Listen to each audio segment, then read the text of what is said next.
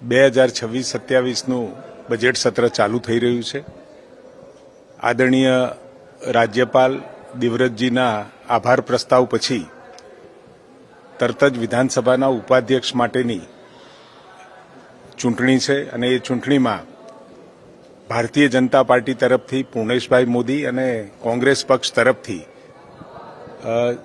શ્રી શૈલેષભાઈ પરમાર બંને ઉમેદવારી નોંધાવી છે।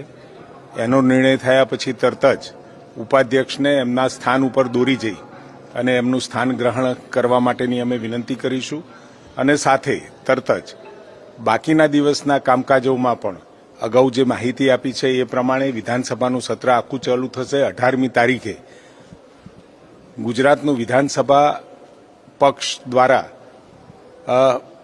પક્ષ અને વિપક્ષ દ્વારા બજેટ્સની રજૂઆત અને રજૂઆતના અંતે એની ચર્ચાઓ અને ચર્ચાઓના અંતે એને પારિત કરવામાં આવશે અને જે બજેટ રજૂ થવાનું છે એ આગામી વિકાસની ગુજરાતના વિકાસની ખૂબ મોટી સીમાઓ તય કરવાનું બિલકુલ નિશ્ચિત છે।